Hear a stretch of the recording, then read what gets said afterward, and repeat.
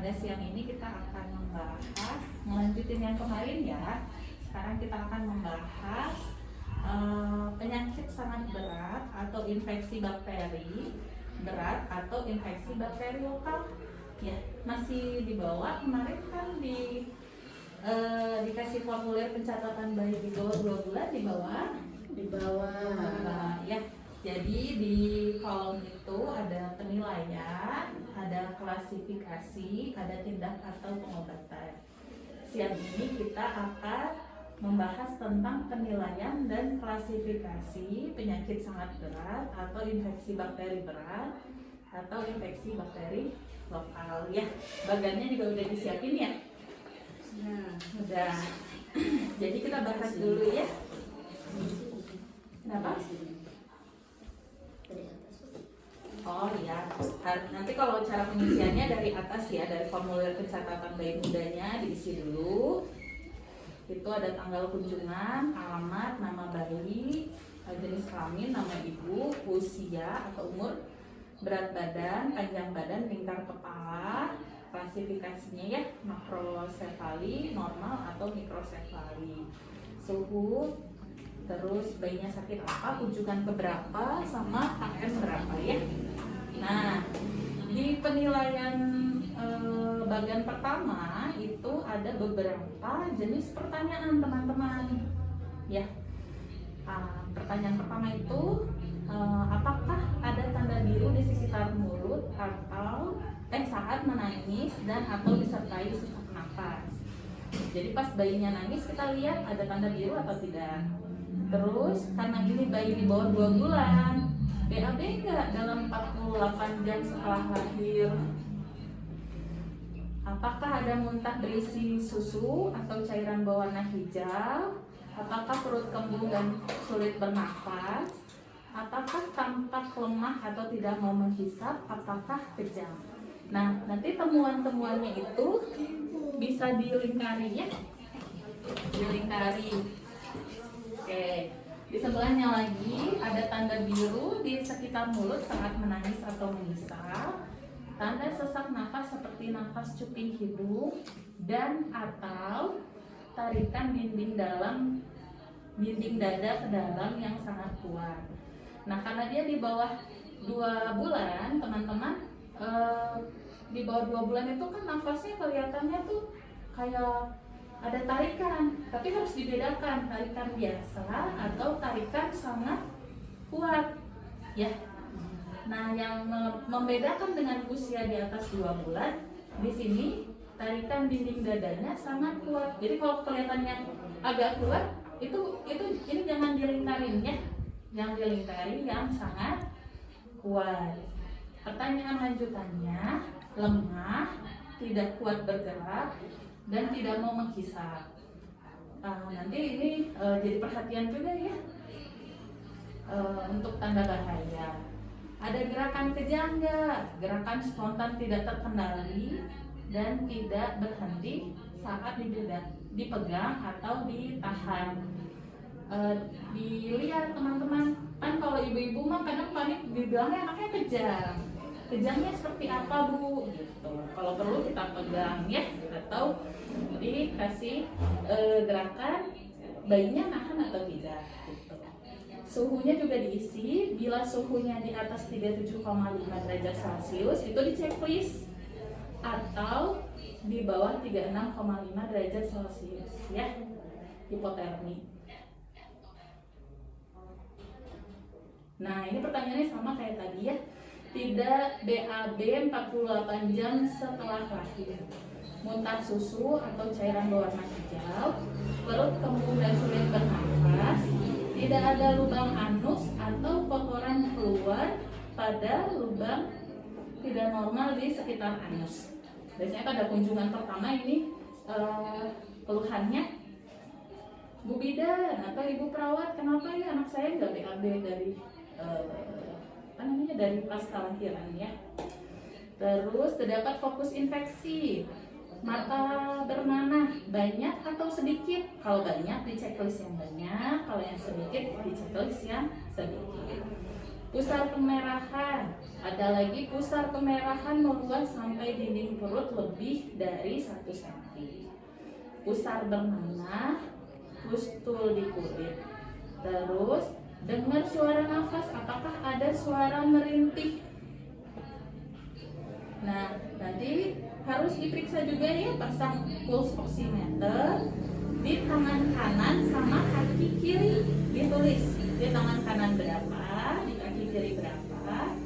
Terus dilihat ada perbedaan enggak. Kalau perbedaannya lebih dari 3%, ditulis di checklist ya.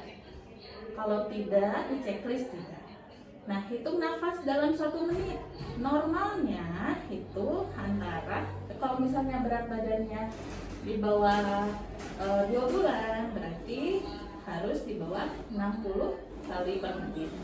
Bila terdapat misalnya contohnya 64, nah itu ditulis dulu 64 di hitung nafas dalam 1 menit. Dihitung lagi yang kedua, tapi kalau normal diisinya cuma 1 kali ya. Jadi nanti dihitung misalnya yang pertama 64, yang kedua 62, di bawah ditulis 62, dilingkarin nafasnya cepat gitu ya. Ini kita kemarin ada soal ya atas nama anak Tito. Nah, di anak Tito apa yang kita temukan teman-teman di bagian penyakit sangat berat ini? Yang dilingkari yang mana?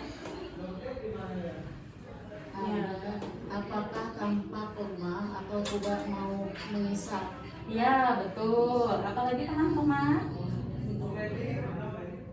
Selanjutnya yang dilingkari ada tanda sesak napas seperti napas cuping hidung dan atau tarikan dinding dada ke dalam yang sangat kuat. Ya, benar. Sangat kuat ya. Terus apalagi teman-teman? Ini ada lemah, tidak kuat bergerak dan tidak mau mengisap. Iya, betul. Suhu tubuhnya gimana? Suhu tubuhnya 38, Berarti lebih dari 37,5 derajat Celcius. ya. Kemudian yang dicentram gitu. Iya, di atas 37,5 di checklist ya, di sentral. Apalagi teman-teman? Ini ada yang dilingkari pusat kemerahan meluas sampai dinding perut lebih dari 1 cm.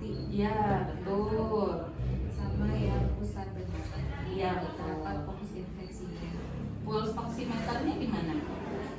Pulse oximeternya di tangan kanan itu hasilnya 92%, Ya. kemudian di kaki kiri 87%. Ya. Di sini tuh tidak ada perbedaan melebihi dari 3%, makanya di checklist Tidak. tidak. Iya, yang pertama itu kan 92. Yang kedua 87. 87. Berarti ada perbedaan. Lebih dari 3%. Ya, berarti yang di checklist ya. Iya. Ya, betul. Hitung nafasnya gimana teman-teman? Hitung napasnya dalam 1 menit pertama 70 Iya. kali per menit, kemudian dihitung lagi, hasilnya 68 kali per menit.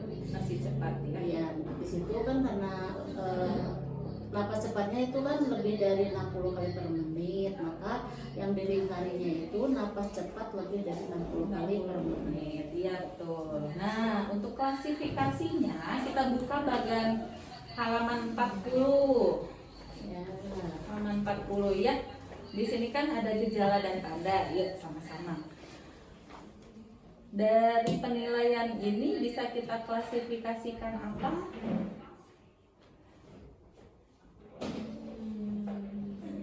Ada tampak lemah atau tidak mau menghisap. Terus tadi ada tarikan nafas, tarikan dinding dada ke dalam yang sangat kuat. Terus tadi ada lemah ya, lemah, suhunya di atas 37,5 derajat Celcius. Ada pusat kemerahan meluas sampai ke dinding perut lebih dari 1 cm, pusar bernanah, ada perbedaan pulse oximetri lebih dari 3%, sama nafas cepat dimasukkan kemana teman-teman? ke penyakit sangat berat atau infeksi bakteri berat. Kenapa? Ya, karena ada itu tadi, ada salah satu tanda bahaya yang diderita oleh anak. Ya, betul. Jadi di sini ada klasifikasi. Dari klasifikasi ini ada keterangan terdapat salah satu tanda atau gejala. Nah, ini tadi kan ada beberapa, iya. Nanti kalau misalnya dapat lagi kasus, contoh adanya merintih, karena di sini tulisannya terdapat salah satu tanda berikut. Kalau misalnya dia merintih aja, berarti Tetap masuk. ya betul. Tapi kalau misalnya pusar kemerahan aja, Berarti Ada. di situ yang infeksi bakteri lokal dong. nah benar ya. Ya, yang masuk di atas itu pusar kemerahan meluas sampai dinding perut di atas 1 cm. Ya. Ada yang mau ditanyakan teman-teman? Ini kenapa harus 2 kali dok diukurnya? Kan pertama ada dalam 1 menit pertama, terus di kedua ada lagi dihitung lagi. Oh iya, jadi kan di bawah 2 bulan itu nafasnya dikatakan cepat bila di atas 60 kali per menit. Kita kan hitung pertama itu 70, harus cross check lagi dengan hitungan kedua gitu ya. Terus hitungnya dedenya nggak boleh nangis, harus dalam keadaan tenang biar kita tidak keliru dalam perhitungan itu nafas. Ya, cukup mengerti ya. Ada lagi yang mau ditanyakan? Ini dok, tentang cara mengukur suhu itu kan ada alatnya juga kan, ada termogan, Ya. ada yang digital gitu. Itu yang bagusnya itu yang mana ya dok ya, cara untuk alatnya gitu dok. Nah, Untuk bayi kan mungkin bisa berbeda-beda ya dok ya. Ya, gitu. nanti itu alat bisa kita gunakan baik infrared ya Bu ya, termogan, bisa juga digital yang mau di ketiak atau di mulut atau di anus, itu bisa. Nah, kalau misalnya yang sekarang pakai air raksa itu udah nggak boleh, ya udah nggak boleh digunakan, udah ditarik. Nanti itu bisa mau lebih baiknya sebenarnya gimana alat Bu? Tetap kan mau dia digital itu harus dikalibrasi. Kalau mau pakai termogan boleh, mau pakai digital boleh. Nanti dikasih aja keterangannya kalau perlu ya. Ini cek suhunya di area mana. Ya. Oke, ada lagi? Sudah? Kalau sudah cukup sekian, besok kita lanjutkan ya.